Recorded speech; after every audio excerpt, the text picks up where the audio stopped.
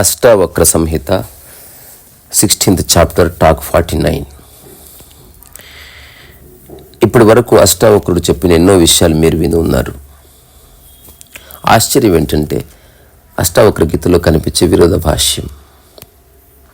నేను చైతన్య స్వరూపాన్ని, దేంతో సంబంధం లేదు.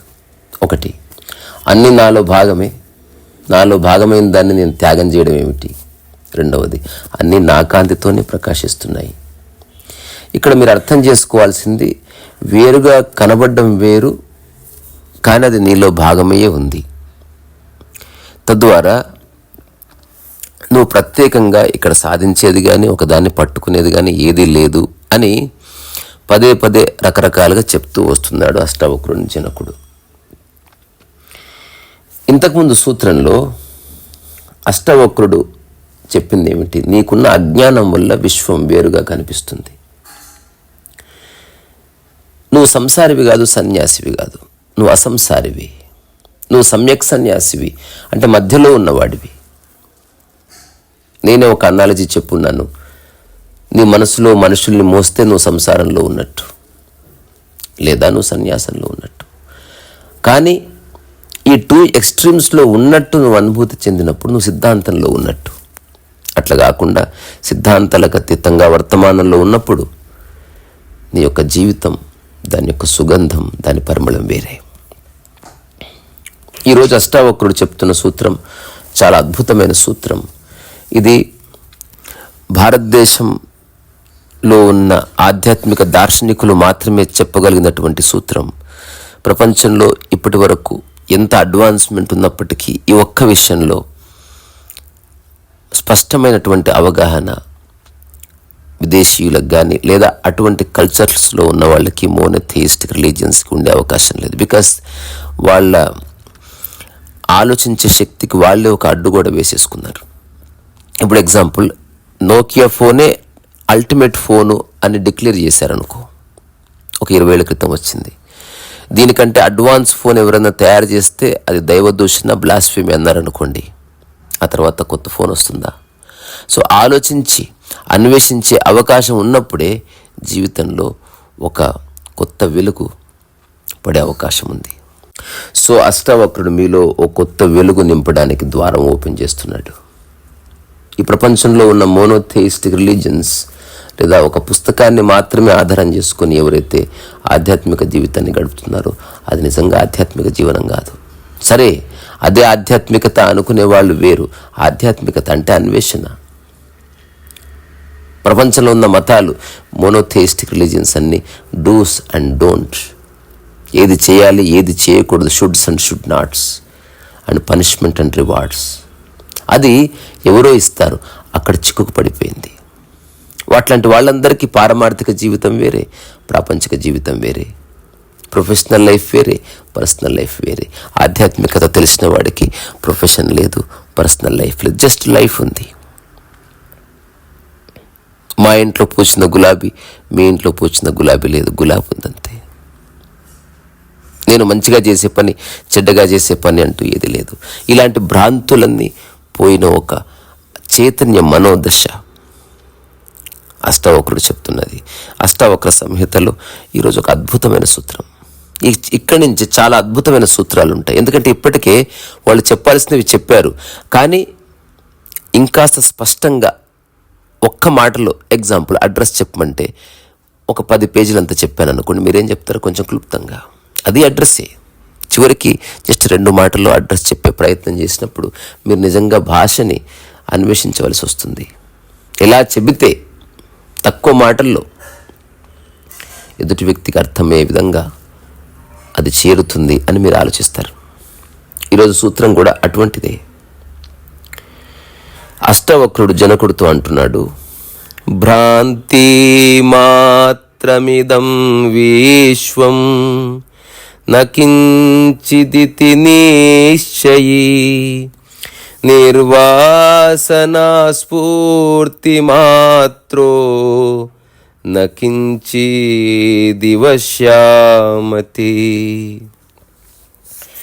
ఓ జనక, ఈ ప్రపంచం భ్రాంతి మాత్రం, వేరే ఏమీ లేదు. జగత్తు అంతా నాటకం, మిథ్య. ఇలా నిశ్చయించుకున్నవాడు వాసనారహితుడై స్ఫూర్తి మాత్రుడై పరమసుఖ శాంతిని పొందుతాడు. సంసారం భ్రాంతి మూలం అని నిశ్చయించు. స్థిమితంగా ఉండు. ఆత్మసత్తా కంటే పృథక్ సత్తా లేదు. జగత్తుకి తనదంటూ స్వతంత్ర సత్తా ఏమీ లేదు. ఆనందంగా ప్రపంచయాత్ర చేయి. సర్వదా ఆత్మస్ఫురణ గలవాడు, సంకల్ప వికల్పాదులు లేనివాడు ముక్త పురుషుడు. ఎంత అద్భుతమైన సూత్రం. మామూలు తేలికైన పరిభాషలో ఉంది, చెప్పిందే చెప్పినట్టుంది. But if you really pay attention, మైండ్లో ఒక బ్లాస్ట్ జరగచ్చు. ఈ ప్రపంచం భ్రాంతి మాత్రం, వేరే ఏమీ లేదు. ఇంతకుముందు సూత్రంలో విశ్వం గురించి, ఆ తర్వాత ప్రపంచం గురించి ఇప్పటి వరకు అష్టావక్రుడు ఎక్కువగా చెప్పలేదు ఎక్కడ. సో విశ్వసాక్షి సుఖీభవ్, విశ్వసాక్షి సుఖం చిర్ అన్నారు, కానీ జగత్ సాక్షి సుఖీభవ్, జగత్ సాక్షి సుఖం చిర్ అని చెప్పలేదు. ఇక్కడ అర్థం చేసుకోవాల్సిన విషయాలు రెండు మిత్రులారా. ఒకటి సృష్టి, రెండవది మనిషి చేత సృష్టించబడ్డది. ఒకటి సృష్టిలో మనిషి భాగము, రెండవది మనిషి చేత సృష్టించబడ్డది. తద్వారా అది మనిషికి ఎప్పుడు అన్యంగా ఉన్నది. ఏది మనిషి చేత సృష్టించబడ్డదో అది ప్రపంచం. అది ఒక్కటి గుర్తుపెట్టుకోండి. ఇది నా వ్యాఖ్య. ప్రపంచం అంటే ఏంది? What is the world? Whatsoever is created by a human is the world. ఏదైతే మనిషి చేత సృజించబడ్డదో, మనిషి చేత సృష్టించబడ్డదో, మనిషి చేత తాకబడ్డదో అదంతా ప్రపంచం. ఇప్పుడు అదర్వైజ్ మనిషి క్రియేట్ చేసుకున్న వస్తువులు తప్ప ఉన్నదంతా విశ్వమే. సో మనస్సు వల్ల జగత్ వచ్చింది. విశ్వం ఎప్పటి నుంచో ఉంది. విశ్వం సృష్టి, జగత్ అనేది సృష్టికి ప్రతి సృష్టి. సో ఈ చిన్న విషయాన్ని స్ఫురణలో ఉంచుకోవాలి. సో ఈ ప్రపంచం భ్రాంతి మాత్రం, భ్రాంతి మాత్రమిదం విశ్వం నకించిదితి నిశ్చయి. సో నీకు కనిపిస్తున్న ఈ మనసు సృష్టించున్న రకరకాల విషయాలన్నీ భ్రాంతి అని తెలుసుకో. ఈ జగత్తంతా నాటకం. సో ఆదిశంకరుడి యొక్క ఫేమస్ స్టేట్మెంట్, దాని వ్యాఖ్య ఈ ప్రపంచంలో చాలామంది తప్పుగా అర్థం చేసుకొని అనవసరంగా సన్యాసులు అయిపోయారు. ఉన్నదాన్ని వదిలేసి ఎక్కడెక్కడో చాలా కష్టాలు పడ్డారు. ఒక రకమైన యాసెటిజంని వాళ్ళు సాధన చేశారు. సరైన అవగాహన లేకపోతే ఎప్పుడు అలాగే జరుగుతుంది. ఆదిశంకర్లు చెప్పాడు జగన్ మిథ్య. సో జగత్తు మిథ్య అంటే జగత్తు మిథ్య అని కాదు. జగత్తు మిథ్య అయితే ఈ విషయం అతను ఎవరికి చెప్తున్నాడు? అసలు ఉన్నదంతా మిథ్య అయినప్పుడు నీకు శిష్యులు ఎక్కడా? నీ చేతుల దండం మిథ్య కాదా? దానికి అంత ప్రాధాన్యత ఎందుకు ఇస్తున్నావు? నువ్వు ప్రవచిస్తున్న సిద్ధాంతం మిథ్య కాదా? ఎవరికి చెప్తున్నావు? ఒక్కడే వ్యక్తి భూమి మీద ఉన్నప్పుడు సిద్ధాంతం లేదు, సాంప్రదాయం లేదు, సంస్కృతి లేదు. గమనించండి. ఇప్పుడు నీ ఒక్కడే పరమ సత్యం, మిగతాదంతా మిథ్య అయితే రెండు విషయాలు జరగాలి. నీకు కనిపిస్తున్న వస్తువులు, మనుషులు, సిద్ధాంతాలన్నీ వేరే, అదంతా మిథ్య, నువ్వు మాత్రం పరమ సత్యమని. లేదా ఆ కనిపిస్తున్న వస్తువులు, మనుషులు అదంతా నీలో భాగము, తద్వారా నీకు అన్యముగా లేదు కాబట్టి మిథ్య అంటూ ఏది లేదని. సో నిజంగా ఆ చర్చలోకి వస్తే మిథ్యను డిఫెండ్ చేయడం చాలా కష్టం. ఇప్పుడు జగన్ మిథ్య అని ఒక వ్యక్తి నమ్మినప్పుడు, జగత్తు మిథ్య అని ఒక వ్యక్తి విశ్వసించినప్పుడు అతను ఎవరికి చెప్తున్నాడు? వినేవాళ్ళు ఎవరు? చెప్పేవాళ్ళు ఎవరు? ఎక్కడ నడుస్తున్నాడు? దేన్ని పట్టుకుంటున్నాడు? దేన్ని స్థాపిస్తున్నాడు? మఠాల్ని. జగత్తు మిథ్య అన్నప్పుడు అదంతా మిథ్యే. సో వస్తువు కానీ, ప్రకృతి కానీ, మనిషి కానీ ఏది మిథ్య కాదు. దీన్ని సరైన అవగాహన చేసుకుంటే జీవితం ఇప్పుడే లిబరేట్ అవుతుంది. ఆదిశంకర్ల వారి ప్రవచనం అక్షర సత్యం, కానీ సరిగ్గా అర్థం చేసుకోకపోతే అది చాలా పక్కదోవ పట్టించే అవకాశం ఉంది. సో ఇప్పుడు ఇట్లా ఊహించుకోండి, ఈ ప్రపంచంలో 100 వస్తువులు ఉన్నాయి, 100 మంది మనుషులు ఉన్నారు, 100 చెట్లు ఉన్నాయి అంటే అన్నీ కవర్ అయ్యాయిగా. అట్లాగే 100 సిద్ధాంతాలు ఉన్నాయి. సో మళ్ళీ చెప్తున్న, ప్రపంచంలో 100 వస్తువులు ఉన్నాయి, 100 మంది మనుషులు ఉన్నారు, 100 చెట్లు ఉన్నాయి, అందులో పక్షులు, కిక్షులు అన్నీ కలిపి, ఆ తర్వాత 100 సిద్ధాంతాలు ఉన్నాయి.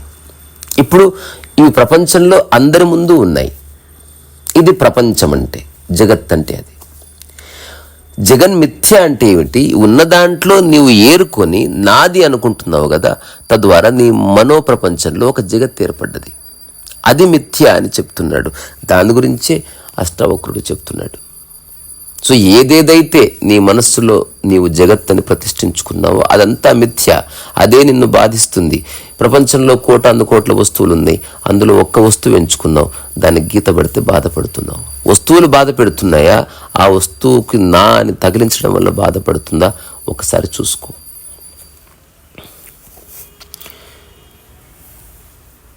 సో ఉన్నదే ఆత్మ, దానికి అన్యముగా ఏది లేదని తెలుసుకో.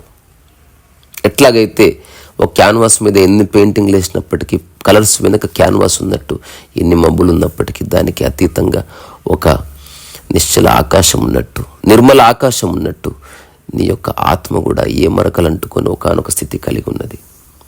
సో ఆల్వేస్ రిమెంబర్, ఎలాగైతే నువ్వు విమానంలో ప్రయాణం చేసినప్పుడు నీ బ్యాగ్ని, నీ పాస్పోర్ట్ని ఎట్లా గుర్తుపెట్టుకుంటావు, మరి నువ్వు ఊర్లో ఉన్నప్పుడు ఆ స్పృహ ఎక్కడికి పోయింది? అంటే అక్కడ నిజంగా అత్యావశ్యకం కాబట్టి నువ్వు గుర్తుపెట్టుకున్నావు. నిజంగా పాస్పోర్ట్ కనుక పోతే నీ ప్రయాణానికి అడ్డంకి వస్తుంది. అందుకే ప్రతి ఒక్కరూ చెప్తారు, beware of, be careful, be careful. 100 మంది చెప్పడం వల్ల నీకు అది నిజమే కదా, కాస్త కేర్ఫుల్గా ఉండాలనిపిస్తుంది.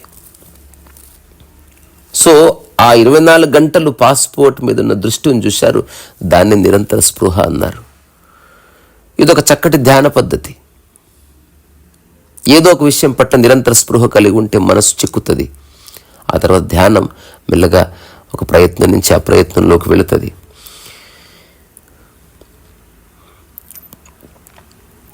సో నీ ప్రపంచంలో ఏది సమాచారంగా మార్చుకోకుండా నువ్వు ప్రపంచ యాత్ర చేసిన ఏమి కాదు, ఎవరితో మాట్లాడిన ఏమి కాదు, ఒకరిని కౌగిలించుకునే ఏమి కాదు. ఎప్పుడైతే ప్రతిదాన్ని అందులో నువ్వు ఎంచుకొని దాన్ని నువ్వు సమాచారంగా మార్చుకున్నావు అనుకో, then there is a problem.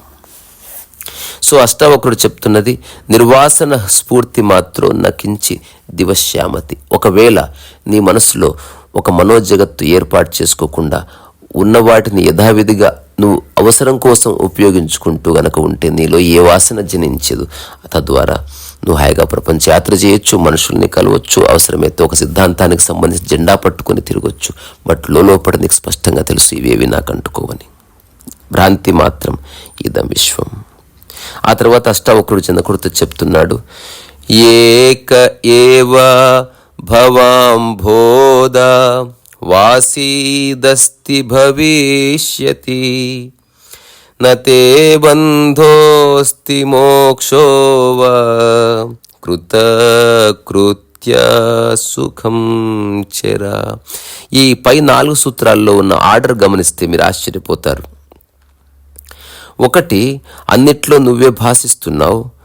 2వ సూత్రం, ఇది అది అతడు ఇతడు అనే భేదం లేకుండా జస్ట్ నువ్వు నిశ్చయంగా ఉండు. ఆ తర్వాత నీకు అజ్ఞానం వల్ల విశ్వం వేరుగా కనిపిస్తున్నది, అన్నీ నీ యొక్క ఆత్మ యొక్క వెలుగు వల్లనే ప్రకాశిస్తున్నాయి అని చెప్పిన తర్వాత 4వ సూత్రం, భ్రాంతి, ఈ విశ్వం, ఈ జగత్తంతా, అంటే నీ మనసులో ఏదైతే జగత్తు ఏర్పాటు చేసుకున్నావో దాని నుంచి బయటికి రా. సో ఉన్నదాన్ని ఉన్నట్టుగా చూడు, అవసరం కోసం సందర్భ జ్ఞానం నుంచి నువ్వు అనుభవించు. ఇలా చెప్పిన అష్టావక్రుడు ఇప్పుడు చెప్పిన సూత్రం ఇంకా పరమాద్భుతమైంది. ఏక ఏవ భవాంబోధ వాసిదస్తి భవిష్యతి. ఈ భవాంబోధిలో నీ ఒక్కనివే ఉన్నావు, నీ ఒక్కడివే ఉంటావు, తద్వారా కృతకృత్యుడు అవుతావు. ఇది one of the greatest understanding of human evolution. ప్రపంచంలో అందరూ బాగుంటే నేను బాగుంటాను. ప్రకృతిలో అసలు ఎవరు అన్న ధారణ లేదు. ఇప్పుడు అడవిలో ఒక జింక తను తిని పడుకుంటుంది, దీన్ని పశు ప్రవృత్తి అన్నారు. మనిషి తన్ను తాను గొప్ప చేసుకోవడానికి ఎన్ని అబద్ధపు సిద్ధాంతాలు క్రియేట్ చేశాడో మీకు తెలియదు. అన్ని జన్మల్లోకి మానవ జన్మ పరమోత్కృష్టమని చెప్పింది మనిషి, జంతువు కాదు. మనిషి తన్ను తాను ఆ పరమోత్కృష్టమైన మనుషుల్లో ఇంకాస్త పరమోత్కృష్టమైన జన్మ తీసుకున్న మనుషులు ఎవరు అని కొందరిని గురువులను చేశారు, కొందరు రాజులను చేశారు, కొందరు మహర్షులను చేశారు, కొందరు వ్యాపారవేత్తలను చేశారు, కొందరు రాజకీయ నాయకులను చేశారు. దే ఆర్ ద పరమోత్కృష్ట people. They are the refined souls of this existence. What బక్వాస్. మనిషి యొక్క స్వార్థం, మనిషి యొక్క కుయుక్తి, మనిషి యొక్క కుతర్కం, మనిషి తన్ను తాను గొప్ప చేసుకోవడానికి చేసే ప్రయత్నాల్లో ఎన్నో సిద్ధాంతాలు పుట్టాయి. కానీ విశ్వాన్ని నువ్వు ఒక ఏకాత్మ భావన దృష్టితో చూసినప్పుడు you will see something else. నీకు కనబడేదంతా అర్ధసత్యం. కాస్త పైనుంచి చూసినప్పుడు తెలుస్తుంది ఈ సమస్త విశ్వంలో నువ్వు ఒక part and parcel. You are not a separate entity. రెండోది, ఇదొక కారవాన్, ఒక నౌక పోతుంది, అందులో అందరూ పోతున్నారు. ఒక నౌక పోతుంది అంటార్కిటికా, నౌకలో నువ్వు హైదరాబాద్ దిక్కు నడుస్తున్నా అని ఎంతసేపు నడిచినా నౌక అంటార్కిటికానే పోతుంది. అవునా కాదా? సో నీవు జీవితంలో సెటిల్ అవ్వాలని, ఆరోగ్యంగా ఉండాలని ఎంత ప్రయత్నాలు చేసినా నీ జీవితం మృత్యువుని సమీపిస్తూనే ఉంది. ఇది అవునా కాదా? సో అష్టావక్రుడు చెప్తున్నది, ఈ భవాంబోధిలో, ఈ రకరకాల భవబంధాలున్న ఒక మహాసముద్రంలో నీ ఒక్కడివే ఉన్నావని గుర్తించు, నీ ఒక్కడివే ఉంటావు అని గుర్తించు. అట్లా నీకు బంధము లేదు, మోక్షము లేదు. నీవు సుఖంగా ఉండు. ఈ సంసారం ఒక సాగరం, దాన్ని సందర్భ జ్ఞానంతో అవసరం మేరకు అట్లా అట్లా చెయ్యి. కానీ ఒక్కటి మర్చిపోవద్దు, నేను కొన్ని సంవత్సరాల నుంచి ఈ మాట చెప్తే మొదట్లో తిట్టేవాళ్ళు, తర్వాత ఆశ్చర్యపోయేవాళ్ళు. ఇప్పుడు అందరూ దాన్ని గుర్తుపెట్టుకున్నారు. దాని అర్థం నేనేదో ఒక ఐడియాలజీ ఇంపోజ్ చేస్తున్నానని కాదు, ఉన్నది చెప్పడం. ఎప్పుడు మర్చిపోవద్దు, నువ్వు కుటుంబంలో 10 మంది ఉన్నా నువ్వు ఒక్కడివే ఏకాంతవాసివే. అట్లీస్ట్ నీ కడుపు నొప్పి వచ్చినప్పుడు, మోషన్ వచ్చినప్పుడు తెలుస్తుంది, ఈ ప్రపంచంలో నీ బాధ తీసుకునేవాడు ఎవడు లేడు. ఈ ప్రపంచంలో నీ ఆకలి తీర్చేవాడు ఉన్నాడు, బట్ నీ ఆకలి బాధ అనుభవించేవాడు ఎవడు లేడు. ఈ ప్రపంచంలో నీ యొక్క సుఖాన్ని వేరేవాడు నీకు ఇచ్చేవాడు ఎప్పుడు లేడు. ఈ ప్రపంచంలో నీ ఆత్మజ్ఞానానికి సహాయం చేసేవారేవాడు లేడు. ప్రత్యక్షంగా, పరోక్షంగా ఒక పుస్తకం ద్వారా, ఒక ప్రవచనం ద్వారా సహాయం చేయవచ్చు. సో అష్టావక్రుడు చెప్తున్నది ఇది, నతే బంధోస్తి మోక్షవ.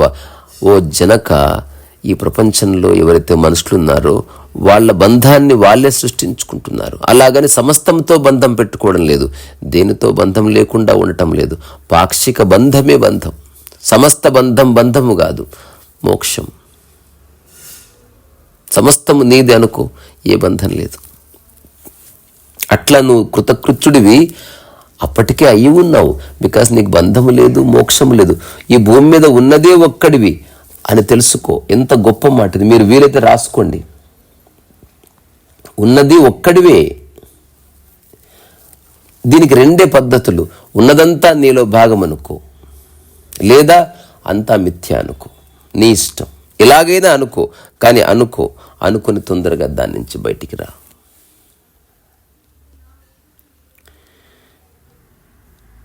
సో ఆత్మ సంసారానికి అసంగం.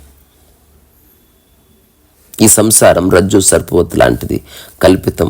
తద్వారా నీకు బంధాలు లేవు, మోక్షం లేదు. సో అనవసరంగా లేని బంధాలని ఊహించుకొని, లేని స్నేహాల్ని ఊహించుకొని, లేని అంబిషన్స్ని కల్పించుకొని బాధపడకండి. ఆ తర్వాత అష్టావక్రుడు జనకుడితో చెప్తున్నాడు, మా సంకల్ప వికల్పాభ్యాం చిత్తం క్షోభయ చిన్మయ ఉపశామ్య సుఖం తిష్ట స్వాత్మన్యానంద విగ్రహే. ఓ చిన్మయమూర్తి, సంకల్ప వికల్పాలతో చిత్తాన్ని సంక్షోభ పెట్టకు. సంకల్పాలు వదులుకో, మనస్సును శాంతిగా ఉంచు, పూర్తి ఆనందంగా ఉంచు, పరమానందంగా పొందు. పరమానందాన్ని పొందు, స్వ ఆత్మలో రమించు, స్వస్వరూపంలో సుఖంగా సుస్థిరంగా ఒక ఆత్మ రాముడివే విహరించు. సంకల్ప వికల్పరహితంగా, ఆనంద సహితంగా జీవయాత్ర సాగించు. అట్లా నువ్వు ధన్యుడవికా. ఇవన్నీ 1 month స్టేట్మెంట్స్. ఈరోజు పొద్దున్నే ఒక అమ్మ ఫోన్ చేసింది, జీవితాల్లో సంకల్పాలు అవసరమా అన్నది. చాలా గొప్ప గొప్ప ఆధ్యాత్మిక సంస్థలు సంకల్పాలు చేయమని చెప్తున్నారు. సంకల్ప ధ్యానాలు ఉన్నాయి. ఎంత అబద్ధం. ప్రకృతి పరంగా సంకల్పం అక్కర్లే, ప్రపంచంలో సంకల్పం నెరవేరదు. ఏది నీకు సాధ్యమో అది సంకల్పం చేయవలసిన అవసరం ఏమిటి? ఇప్పుడు నేను చెప్తున్నాను, ఈరోజు 1/2 గంట తర్వాత స్నానం చేస్తానని సంకల్పిస్తున్నాను. ఇది సంకల్పం ఏమిటి? సో ఏది అసాధ్యమో దాన్ని సంకల్పిస్తావు బేసికల్లీ. కానీ నీ మైండ్ నీ గురించి నీ మైండ్కి పూర్తిగా తెలుసు, పరిపూర్ణంగా తెలుసు. నీ మైండ్ నిన్ను, నీ యొక్క పరిసరాల్ని, నీ స్నేహితుల్ని పూర్తిగా అంచనా వేసుకుని ఒక సమాచారం, ఒక బయట నీలో ఆల్రెడీ పెట్టుకుని ఉంది. నువ్వు చేసే సంకల్పాలన్నీ నీ పరిధిలో ఉన్నవని గుర్తుపెట్టుకో. ఇప్పుడు ఎవరైతే వింటున్నారో, ఎప్పుడైనా సంకల్పం చేస్తారో ఒక చార్టెడ్ ప్లేట్ కొనుక్కోవాలని, ఎప్పుడైనా సంకల్పం చేస్తారో ఒక 1000 కోట్లతో సినిమా తీస్తానని, ఎప్పుడైనా సంకల్పం చేస్తారో ఈ క్షణమే అన్నీ వదిలేస్తానని, అన్ని పనికిరాని సంకల్పాలు, తాత్కాలిక ప్రయోజనాల కోసం, ఈగోలు బూస్టప్ చేసుకోవడం కోసం, కొద్ది మంది ముందు నువ్వు గొప్పవాడు అనిపించుకోవడం సంకల్పాలు చేస్తావు. నీ సంకల్పాల వల్ల ఎవరికీ ఏ ఉపయోగం లేదు, అంతతః నీకు ఏ ఉపయోగం లేదని గుర్తుపెట్టుకో. Meaningless, absolutely meaningless. అష్టావకుడితో నేను ఏకీభవిస్తున్నా. నాకే సంకల్పం లేదు. నేను జీవితంలో ప్రాపంచికంగా సంకనాకపోయినా పర్వాలేదు, ప్రకృతి పరంగా నేను ఒక పరమోత్కృష్ట స్థితిలో ఆల్రెడీ ఉన్నా. మీరు ఉన్నారు. గుర్తించడం గుర్తించకపోవడం మీ స్థితి, మనకు సంబంధం లేదు. సో జనకుడు చెప్తున్నది, జనకుడు వింటున్నది, అష్టావకుడు చెప్తున్నది, మా సంకల్ప వికల్పాభ్యాం చిత్తం క్షోభయ చిన్మయ. సో సంకల్ప వికల్పాలు చేయడం వల్ల నీ చిత్తం క్షోభిస్తుంది. నువ్వు సంకల్పించావు ఐఏఎస్ అవ్వాలని. ఎందుకో తెలుసా? ఆల్రెడీ నీ మనసుకు తెలుసు నీ యొక్క స్థాయి. అక్కడి నుంచి నువ్వు ఒక ఎగ్జామ్ ప్రిపరేషన్ వస్తావు. కొందరికి తెలుస్తుంది నేను ముఖ్యమంత్రి అవుతా అని. అతను ఐఏఎస్ అవ్వడు. అతను ఎంత గొప్ప చదివరైనా అతను ఐఏఎస్ అవ్వడు. ఒకవేళ ఐఏఎస్ అయినా ఐఏఎస్ అని వదిలేస్తాడు. సో నీవు ఒక స్థితిలో ఉన్నప్పుడు దానికంటే కొంచెం ముందు స్థితి నీకు ద్యోతకం అవుతుంది. సో సంకల్ప వికల్ప రహితంగా ఉండండి. అష్టావక్రుడి మాటగా నేను మీకు చెప్తున్నాను. జీవితంలో ఏ సంకల్పాలు చేయొద్దు. వర్తమానంలో ఏ పని పట్ల నీకు ఆసక్తి ఉందో జీవితకాలం దాన్ని కొనసాగించు. ఏ సంకల్పాలు అక్కర్లే. నువ్వు జస్ట్ ఒక పనిని పరమశ్రద్ధగా ప్రగతిని అర్థం చేసుకుని జస్ట్ నువ్వు కనుక చేసుకుంటూ పోతే ఒక అద్భుతం జరుగుతుంది. ఇంతకంటే చెప్పాల్సిన అవసరం లేదు. యోగ వాసిష్టంలో ఒక సూత్రం ఉంది. మమేదమతి బంధాయ నాహ మిథ్యేన ముక్తయే ఏత వన్మాత్రకేపస్తు న్యాత్మాయంతే కిమజ్ఞత. ఇది నాది అనే భావబంధం, నేను లేదు నాదేమీ లేదు అనే భావం ముక్తిదాయకం. ఇంతే. ఇది గోడ మీద రాసుకోండి. ఇప్పుడు నాకు ఈ మధ్య ఒక వ్యక్తి ఫోన్ చేసి యోగ వాసిష్టంలో దాదాపు కొన్ని వేల శ్లోకాలు ఉన్నాయి, 30,000. అవన్నీ నేను కంఠస్థం చేస్తున్నా. నేను చెప్పాను, అసలు యోగ వాసిష్టం యొక్క సారం మీకు తెలుసా? అసలు యోగ వాసిష్టంలో చెప్తున్నది ఏ విషయాన్ని సొంతం చేసుకోకూడదని. ప్రపంచంలో ఉన్న అన్ని పరమ ఆధ్యాత్మిక గ్రంథాలు సూచించే ఒకే ఒక్క అంశం, అరే బాబు నువ్వు ఏమన్నా చేసుకో, నాది అనే భావన తీసేసి, నా అనే భావన తీసేసి, నీకు 3 ఉన్నాయి భాషలో, నా, నేను, నాది. ఈ 3 నీ బాధ కారణం. వాటిని తీసేసి. సో యోగ వాసిష్టంలో ఎంత స్పష్టంగా చెప్పారు చూడండి. ఇది నాది అనే భావం బంధం. నేను లేదు, నాదంటూ ఏమి లేదు. అదే పరమహంసతత్వం. రమణ మహర్షి అంటే ఇంతే, నేను లేదు నాదేమి లేదు. రామకృష్ణ పరమహంస అంటే ఇంతే, నేను లేదు నాదేమి లేదు. అన్నిటితో ఉండు. ఒక సంసారిలా కనబడవచ్చు. అంతర్గతంగా మానసిక క్షేత్రంలో శంకరులు వారు చెప్పినట్టు జగన్మిథ్య, మనోప్రపంచాన్ని క్రియేట్ చేసుకోకు, అదే మిథ్య. అలా లేకుండా నీలో ఏ మనోప్రపంచం లేకుండా ఈ ప్రపంచంలో హాయిగా సంచరించవచ్చు. ఈ యొక్క చాప్టర్లో చివరి సూత్రం, త్యజైవ ధ్యానం సర్వత్ర మా కించిద్ధృతి ధారయ ఆత్మాత్వం ముక్తయేవాసి కిం విమృశ్య కరిష్యసి. ఇప్పుడు ఈ సూత్రం చెప్తే ఆశ్రమాలన్నీ కుప్పగూలిపోతాయి, ధ్యానుల గుండె బద్దలైపోతుంది. అష్టావకుడు చెప్తున్నాడు, ఓ పరిశుద్ధ హృదయ, నువ్వు సర్వత్రా ధ్యానం త్యజించు. హృదయంలో ఏమీ ధారణ చేయకు. నీవు ఆత్మస్వరూపుడవు, ముక్త పురుషుడవు. నువ్వు దీర్ఘంగా విచారణ చేసి ఏం చేస్తావు? కోడి దమాక్, నీది కోడి దమాకే. కోడి కొన్ని వేల గంటలు ఆలోచించినా ఏమైనా తయారు చేయగలదా? నీవు మోక్షం గురించి, ముక్తి గురించి నువ్వు చేసే ఆలోచనలన్నీ నిన్ను బంధంలోకే తీసుకుపోతాయి. ఆనందం గురించి నీకే అవగాహన లేని కారణంగా నువ్వు ఆనందం గురించి చేసే ప్రతి పని నీ లైఫ్లో పిచ్చి పని నీకు భవిష్యత్తులో తెలుస్తూనే ఉంది. సో ధ్యానం కూడా మానుకో. ధ్యానం అజ్ఞానులకు చెప్పబడినది. ఆత్మబోధ లేనివారు, భేదభావం గలవారు ధ్యానాదులు చేసుకుంటారు. ఇది ఎంత అద్భుతమైన మాట. ఆత్మబోధ లేనివారు, భేదాదులు ఉన్నవారు. ఎవరికైతే భేదభావం ఉందో వాడు చేయాలి ధ్యానం. ఎవరికైతే అనారోగ్యం ఉందో వాడికి పెట్టాలి సెలెన్ బాటిల్, నీకెందుకు? సో ధ్యానం చేయటం మనోధర్మం, ఆత్మధర్మం కాదు. నీవు పరమాత్మవు, అనాత్మవు. అనాత్మ ఒక సర్వదాన్ని స్థితి, ముక్తావస్థ. అసలు ఈ సూత్రం అసలు పరమాద్భుతమైన సూత్రం. అష్టావక్ర గీతలో ఒక కలికితురా ఇది. అష్టావక్ర సంహితలో ఒక టాప్ మోస్ట్ సూత్రం. మళ్ళీ కంపారిజన్ వల్లగా దాని యొక్క సారం వల్ల, దాని ఎసెన్స్ వల్ల ఒక సూత్రంతో ఒక సూత్రం పోల్చడంలే. ఆకాశంలో అన్ని చుక్కలు గొప్పవి, అన్ని చుక్కలు సమానమే. సో అసలు అష్టావక్రుడు చెప్తున్నది ఎంత సత్యం తెలుసా? ధ్యానం మనోధర్మంలో చేస్తున్నాను. You are thinking about meditation. So నీ మనసులో జగత్తు ఉంది కాబట్టి దాని నుంచి నువ్వు బయటపడాలని నువ్వు ధ్యానం చేస్తున్నావు. నీ మనసులో ఒక వ్యక్తి ఉన్నాడు, అతని వల్ల కష్టం ఉంది కాబట్టి కష్టాల బారిన పడకుండా ఉండటానికి స్వాంతన కోసం ధ్యానం చేస్తున్నావు. సంపూర్ణ ఆరోగ్యంలో ఉన్నవాడికి ఏ మెడికేషన్ అక్కర్లేదు. అట్లాగే సంపూర్ణ మానసిక స్థితి అంటే ఏ మలినం అంటుకొని, ఏ మనస్సులో ఎలాంటి జగత్తు సృష్టించుకొని, నీ నా అనే భేదభావం లేని ఇట్లాంటి ఎవ్వరికి ధ్యానం అక్కర్లేదు. వాళ్ళు సర్వదా ధ్యానమగ్నులే ఉన్నారు. అది మనోధ్యానము కాదు, ఆత్మధ్యానం. అది ఇప్పుడు పేర్లు ఎందుకు, ఇప్పుడు ఒక్కటిదే చెప్పగలను. ఇప్పుడు ఈ ఆశ్రమాల్లో ఏవైతే ధ్యాన పద్ధతులు ఉన్నాయో అంతకంటే పెద్ద అబద్ధాలు ఇంకోట్లేవు.